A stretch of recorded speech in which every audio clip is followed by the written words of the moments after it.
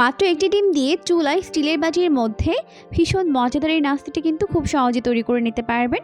হঠাৎ অতিথি আপ্যায়নে কিংবা সকাল বিকেলে নাস্তার জন্য তৈরি করতে পারবেন। খেতে দারুণ মজার হয়, আশা করছি অনেক বেশি ভালো লাগবে। নাস্তা তৈরি করার জন্য প্রথমে একটি বোলের মধ্যে একটি ডিম ভেঙে নিব। আর ডিমটি অবশ্যই রুমের নর্মাল তাপমাত্রার হতে হবে। ফ্রিজে থাকলে কমপক্ষে 15 মিনিট আগে বের করে তারপর ব্যবহার করতে হবে। এখন একটি হ্যান্ড হুইক্সের সাহায্যে প্রথমে ডিমটিকে ভালো করে ফেটিয়ে নিব। ফেটিয়ে নেওয়ার পর এখন আমি এর মধ্যে অ্যাড করে দিচ্ছি 1/3 কাপ পরিমাণ চিনি। এরপর একটি হ্যান্ড হুইক্সের সাহায্যে খুব ভালো করে আবারও এটাকে মিশিয়ে নিব। এখন এটাকে ততক্ষণ পর্যন্ত এইভাবে বিট করব যতক্ষণ না পর্যন্ত চিনিগুলো ভালোভাবে গলে মিশে যায় আর এই মিশ্রণটা অনেকটা ফোমি আর লাইট না হয়ে আসে। ততক্ষণ পর্যন্ত এটাকে এইভাবেই বিট করে নিতে হবে।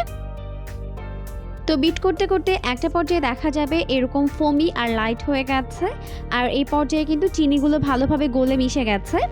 এখন আমি এর মধ্যে অ্যাড করে দিচ্ছি 1/4 কাপ অর্থাৎ 4 টেবিল চামচ পরিমাণ সয়াবিন তেল। দেওয়ার পর আবারও ভালো করে হ্যান্ড হুইক্সের সাহায্যে মিশিয়ে নিচ্ছে।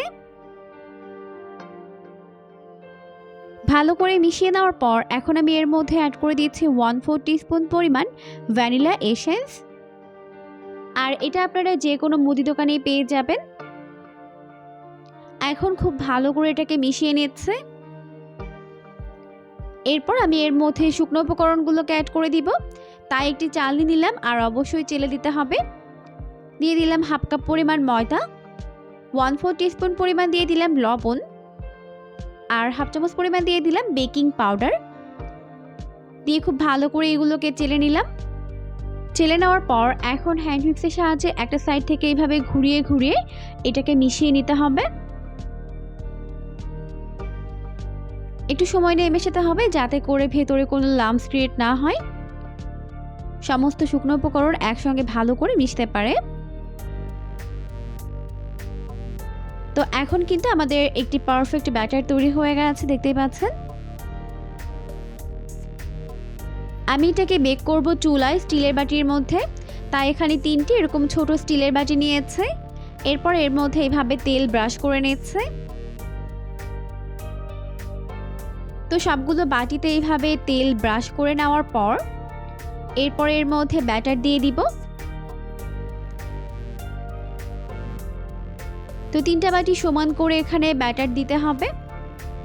আর ব্যাটারের থিকনেস আপনারা দেখতেই পাচ্ছেন কিরকম হবে। পুরো বাটি জুড়ে কিন্তু ব্যাটার দেওয়া যাবে না, এরকম কিছুটা অংশ ফাঁকা রাখতে হবে। তো হয়ে গেছে। এরপর আমি সবগুলো বাটি এইভাবে ট্যাপ করে দিচ্ছি, এতে করে ভেতরে কোনো এয়ার বাবল থাকবে না।